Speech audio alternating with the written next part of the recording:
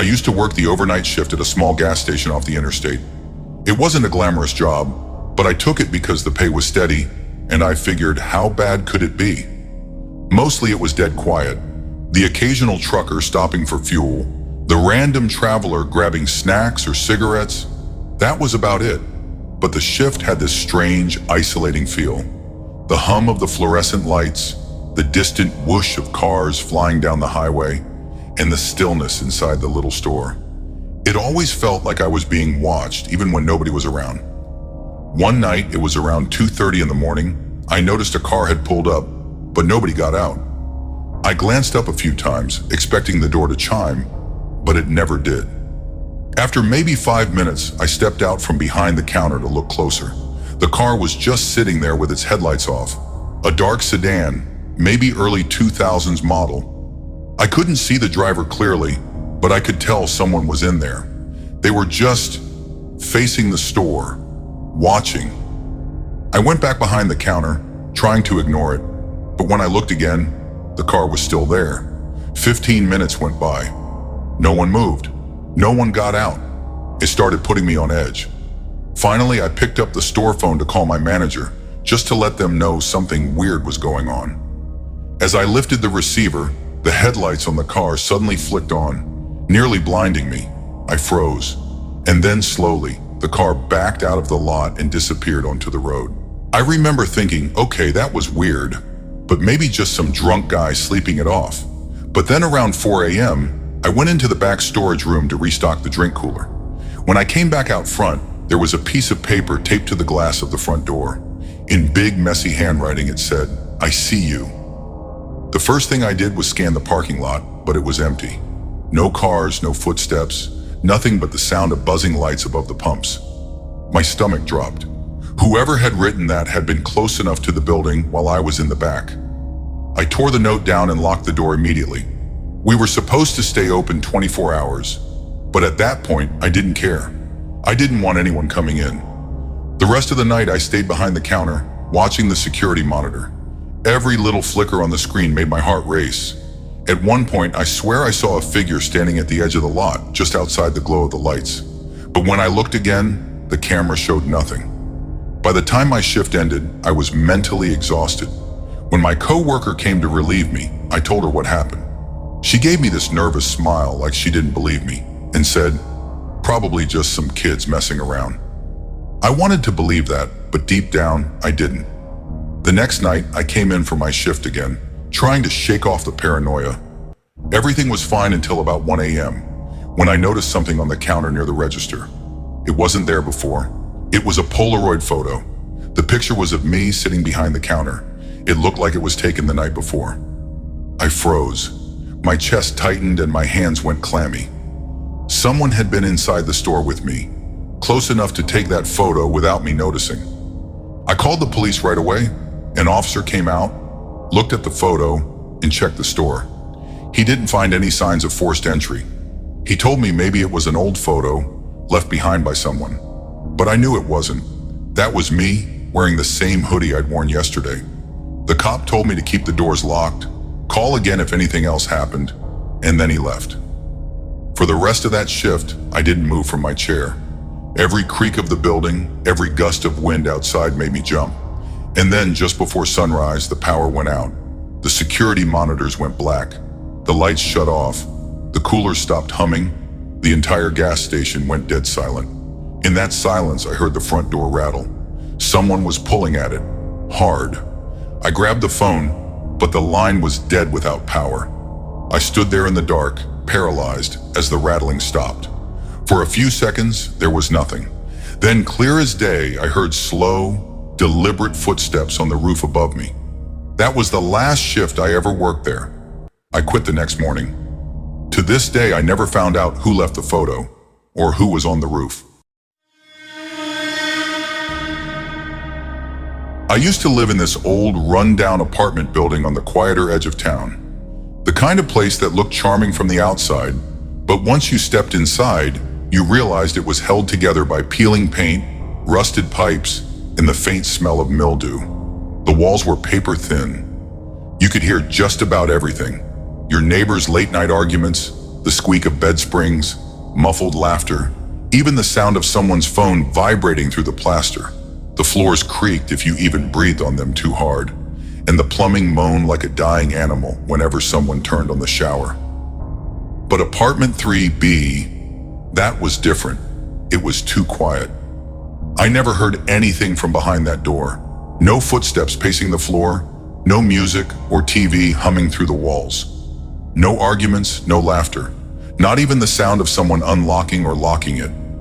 The other apartments had life bleeding through the cracks. 3B felt like a void.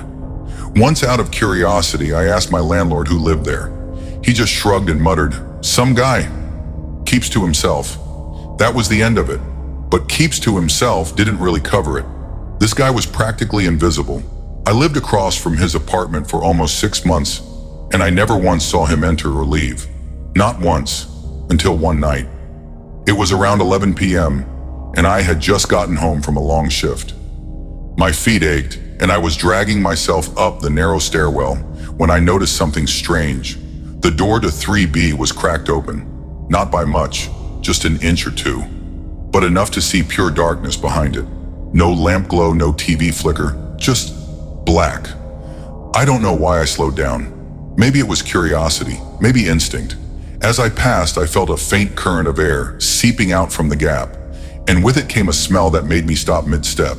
It was sour, rotten, like spoiled food left in the sun, mixed with a metallic sharpness that stung the back of my throat.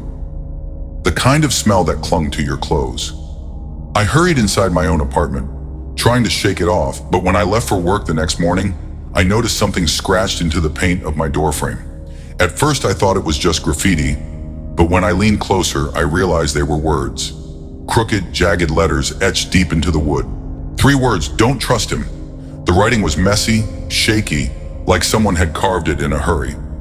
I froze. Who was him? The landlord? A neighbor? Or the man from 3B? That was when things started getting strange. At night, I began waking up to sounds. Soft, deliberate scratching, like fingernails dragging slowly down the wall behind my bed. The first time, I bolted upright and flicked on the lamp, but the noise stopped instantly. Just silence pressing in on me from all sides. The next night, it happened again and again. Always faint, always behind my headboard, right on the wall I shared with apartment 3B. Then came the smell, that same sour metallic stench drifting through the vents. It would hit in waves, especially at night, like someone had turned on a fan blowing rot straight into my room.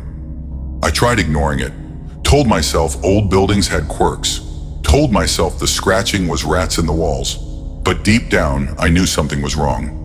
One night, as I climbed the stairwell after work, I saw him, the man from 3B. He was standing at the top of the stairs, completely still, just waiting. He was tall, impossibly thin, with greasy black hair that clung to his forehead. His skin was pale. No, not pale.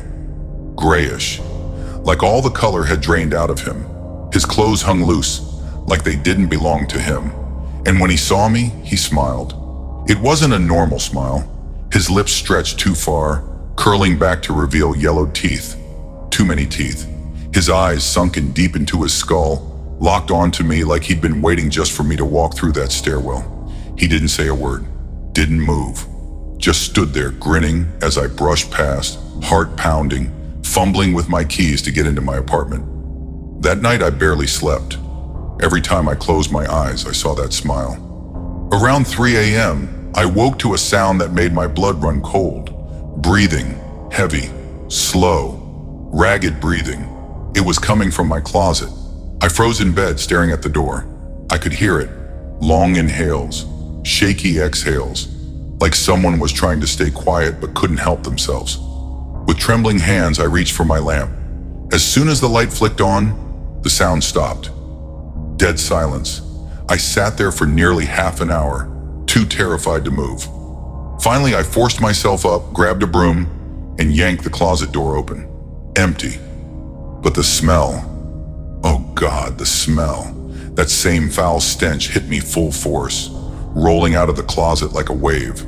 I didn't sleep the rest of the night. The next morning, I called my landlord, demanding he check apartment 3B. At first, he brushed me off, said I was imagining things, but when I insisted, practically begging, he sighed and grabbed his keys. We went together. When he pushed open the door, the smell that poured out was overwhelming. So strong we both staggered back, gagging. Inside, every window was covered with newspaper, blocking out all sunlight. The entire place was pitch black, suffocating. There was almost no furniture, no bed, no couch, no table. Just one thing. In the center of the living room sat a single lawn chair. It was positioned directly against the wall we shared. The same wall my bed was pushed up against on the other side, and taped all over that wall were Polaroids, dozens of them. Every single one was of me. Me sleeping, me eating, me at my desk, me brushing my teeth. Taken through tiny holes drilled carefully into the wall. I felt my stomach drop. My knees nearly gave out. The police were called, but by the time they arrived, apartment 3B was empty. The man was gone. They never found him. No forwarding address, no belongings, nothing. It was like he'd vanished into thin air. I moved out within a week. I didn't care about breaking the lease. I couldn't spend another night in that building. To this day, I cover every vent in every place I live. And I never ever put my bed against a shared wall again, because somewhere out there, I know he's still watching. A few years ago, I agreed to house sit for a family friend. On paper, it was the easiest money I'd ever make. All I had to do was water the plants, collect the mail, keep the lights on, and make sure nothing caught fire. The house itself was strange. It was a 2-story farmhouse out in the country, old enough that the wood had begun to bend and groan under its own weight. The kind of place where every hallway felt a little too long, every shadow stretched farther than it should, and every creak of the floorboards made you look over your shoulder. It sat alone, surrounded by empty fields and patches of woods. No close neighbors, no streetlights. At night, the darkness outside swallowed everything. When you stood by a window, it felt like you were staring into a void. Still, I told myself it was just a house, just 4 walls and a roof. The first day was fine. I unpacked my overnight bag, checked the plants in the kitchen, and sorted through a small pile of mail. The family had left a list on the counter: water every other day, bring in the newspaper, lock up before bed. Easy. That night, I cooked some pasta, sat in the living room, and watched whatever I could pick up on the old TV. Around 11, I turned in. The upstairs bedroom they'd set me up in had a tall headboard, lace curtains, and one of those antique dressers that always seemed to lean forward a little, like it was watching you. I drifted off without much trouble, but around 2 in the morning, I woke up. At first, I didn't know what pulled me out of sleep. Then I heard it. Footsteps. Slow, heavy, steady, coming from downstairs. I froze, straining to listen. At first, I tried to convince myself it was the house settling, the way old buildings sometimes groan and shift in the night. But then I heard the unmistakable creak of the bottom stair. Someone was in the house. I sat up in bed, clutching my phone so tight my knuckles ached. I didn't even dial 911. I just sat there paralyzed, listening as the footsteps climbed the stairs, one step at a time, each one deliberate, measured, as though whoever it was wanted me to hear them. The sound reached the top of the staircase. Then slowly, carefully, the steps moved toward my bedroom. They stopped. Right outside my door, I held my breath, staring at the doorknob, waiting for it to turn.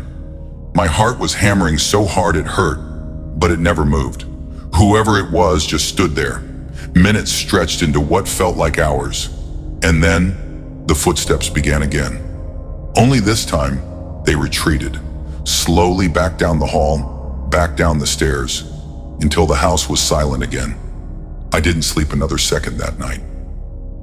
The next morning, in the harsh light of day, I forced myself to believe I'd imagined it. I checked every single lock in the house. Front door, back door, windows, even the garage. Every single one was locked. No signs of forced entry. I told myself it had to be a dream. Or maybe a half-dream, the kind where your mind lingers between sleep and waking. But deep down, I wasn't convinced. The second night I decided to test myself.